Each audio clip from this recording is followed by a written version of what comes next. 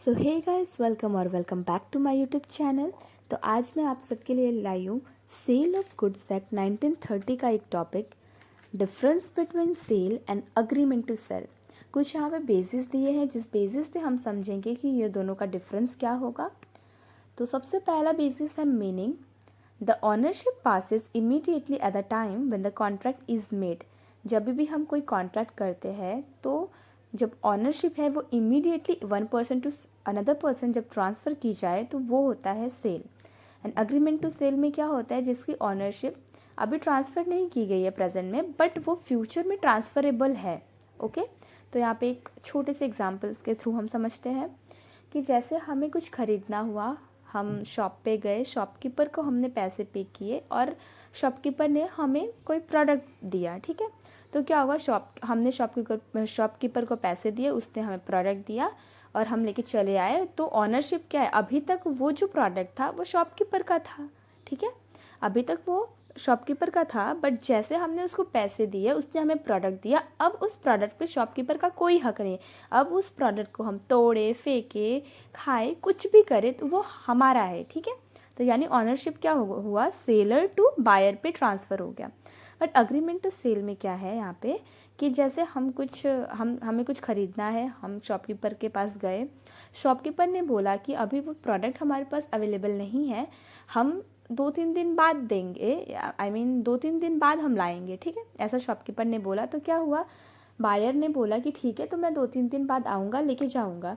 तो क्या हुआ यहाँ पे कि दोनों के बीच में अग्रीमेंट हो गया, सेलर एंड बायर के बीच में अग्रीमेंट हो गया, पर यहाँ पे गुड्स, कोई भी टाइप का गुड्स यहाँ पे ट्रांसफ़र नहीं किया गया है इमीडिएटली। ठीक है, तो ये हुआ दोनों का मीनिंग।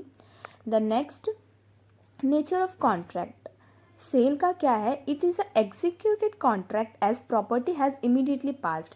यहाँ पे एग्जीक्यूटेड है, यहाँ पे जो मतलब ऑनरशिप जो थी इमीडिएटली पास कर दी गई, तो ये एग्जीक्यूट हो गया, ये जो काम था वो एग्जीक्यूट हो गया, यानी ख़त्म कर दिया गया, हो गया।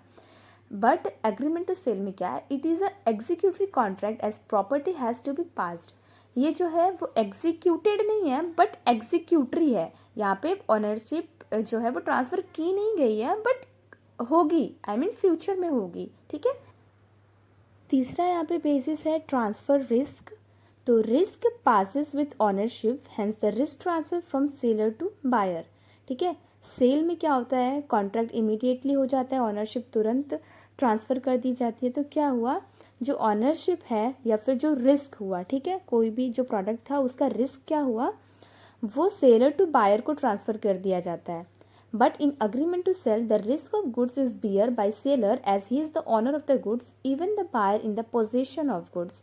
ठीक है, मतलब यहाँ पे सेल में क्या था कि उस सेलर ने बेच दिया प्रोडक्ट, अब जो भी रिस्क होगा, कुछ भी होगा, वो बायर के माथे होगा। ठीक है, क्योंकि बायर ने खरीद लिया, अभी तो उसका सेलर का तो कोई हक ही नहीं बनता, तो सब जो रिस्क होगा वो बायर बियर करेगा।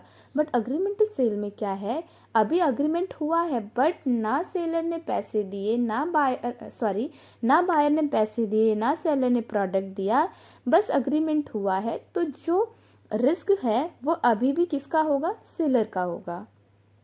And the fourth, right of usage.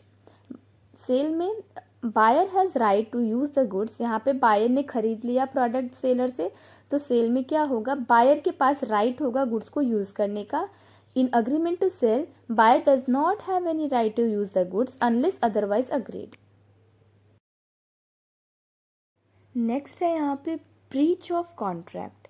Sale में क्या है, if the buyer refuses to pay the price the goods, the seller can sue the buyer for the price. ठीक है, अगर बायर ने रिफ्यूज़ कर दिया प्राइस पे करने से गुड्स को, तो क्या कर सकता है, सेलर के पास राइट है कि वो बायर को प्राइस के लिए स्यू कर सकता है। But in agreement to sell क्या होता है कि if the buyer fails to accept and pay the goods, the seller can not the seller can sue for damages only, not for the price. ठीक है, यहाँ पे क्या होता है कि अगर बायर ने पैसे देने से मना कर दिया या फिर उसका प्रोडक्ट लेने से मना कर दिया, ठीक है, तो सेलर के पास खाली जो उनका प्रोडक्ट होता है उसके डैमेजेस रिकवर करने के लिए ही वो उसको स्यू कर सकता है, प्राइस के लिए, टोटल प्रोडक्ट के प्राइस के लिए उसको स्यू नहीं कर सकता।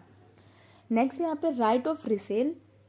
राइट ऑफ रिसेल में क्या होता है कि seller has no right to resale the goods, ठीक है, क्योंकि सेलर ने तो बेच दिया ना प्रोडक्ट गुड्स सेलर बायर को, तो उसके पास कोई राइट नहीं है कि वो उसको रिसेल कर सके। बट अग्रीमेंट टू सेल में क्या होता है कि सेलर के पास राइट होता है, क्योंकि अभी बायर ने खरीदा नहीं है, उसकी ऑनरशिप जो है वो कम्प्लीटली ट्रांसफ़र हुई नहीं है, तो वो रिसेल कर सकता है। नेक्स्ट है यहाँ पे राइट ऑफ बायर।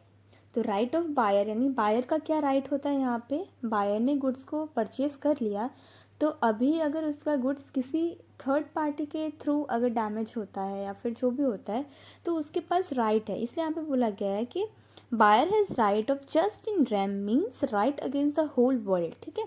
अगर उसके प्रोडक्ट को कोई नुकसान करता है तो उसके पास राइट है कि वो उसको सेव कर सके, या फिर जो भी है बायर के पास पूरा राइट होता है। बट यहाँ पे अग्रीमेंट टू सेल में जो है वो बायर के पास नहीं है कोई राइट, बायर के पास खाली सेलर के अगेंस्ट में राइट होगा, बाकी किसी के लिए अगेंस्ट में मतलब उसके पास राइट नहीं होगा। नेक्स्ट है यहाँ पे टाइप्स ऑफ गुड्स। तो सेल में क्या होता है, existing goods can be sold. जो देखो, जो गुड्स प्रेजेंट टाइम में अवेलेबल होगा वही तो सेल करेंगे ना।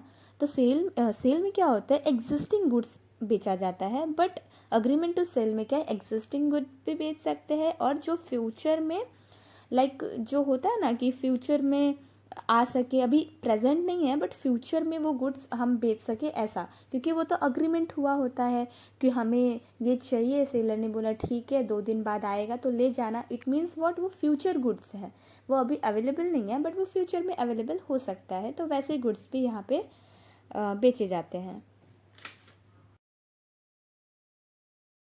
तो अगर आप लोग को मेरा वीडियो पसंद आया हो तो please like, share, comment and subscribe my YouTube channel. And if you have any other queries regarding any other topic, so please let me know in comment section.